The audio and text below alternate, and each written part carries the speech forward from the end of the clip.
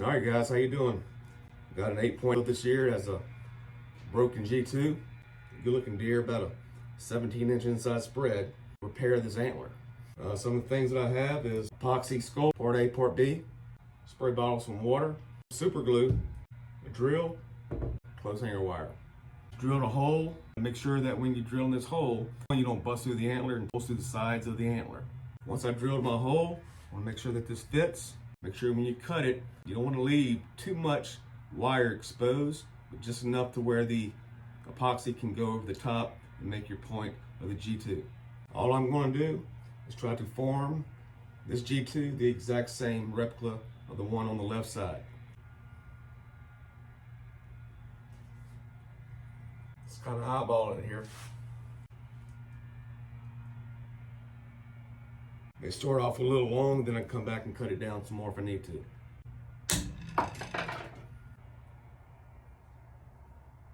My wire in, pretty secure. Went ahead and put some super glue in there. Where the G2 kind of broke off here, I'm gonna get some epoxy, mix it together, forming this area right here to create a bond to where it kind of holds that wire in place better. That'll work. What I like to do is kind of roll it, make it real thin, come back and wrap it. And if you mess up, you can always start over again. Building into this antler part right here. Create a cast over it, so to speak. Always kind of pay attention to the other side about the shapes and the rounding of the contours of the antlers. It's like Play-Doh. So if I'm feeling over here, like there's like a little indention from where the main beam comes to where the G2 starts to come up, I'm trying to get that same feeling that I have over here. Spray a little bit of water. This will help me kind of bring it in and mold it better. A little bit more rougher antlers, come back in and put some indentions, some knots in there, make it look real natural.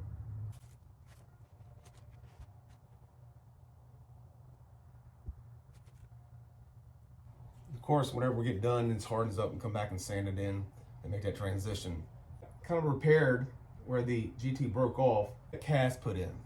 Just want to double check with my antlers. This one over here kind of does all kind of crazy stuff. So, we don't want a perfectly straight line right here. This is about a 9.5 inch G2 over here. We made this about 9, a little bit over 9, maybe 9.25. Then that give me a little bit of room to get to that 9.5 inch G2. I'm not a professional, it's a little hobby of mine. Learning as I go as well. But I learned things like this, watching other guys do it, and the trophy that I got can look a little bit better.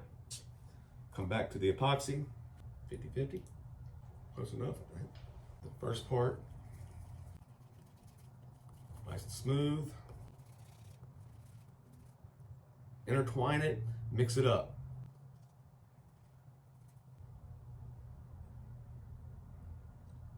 On a surface that's clean, doesn't have a bunch of debris. All right, so now what we're gonna do is just stick this together, intertwine it.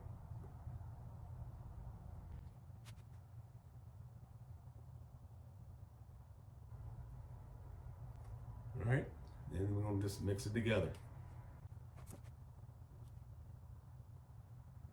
All right, now, got this mixed up real good. Now we're gonna try to make it the length of where this wire is.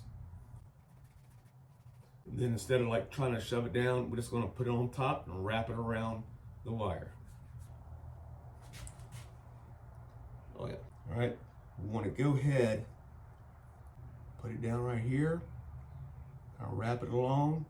If you notice it's a little short right there, but we can go ahead and, once we start forming it, make it on up there. I'm gonna push this onto the wire, I'll wrap it around and cover the wire, all right?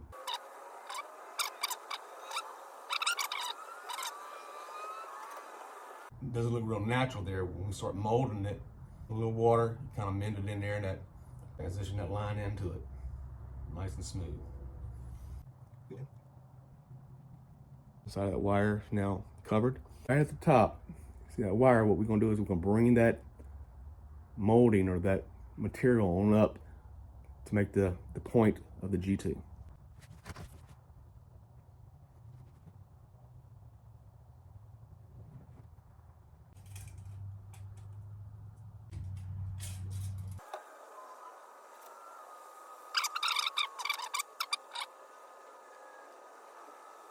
Like any type of little indention in there that kind of looks natural, I just roll with it.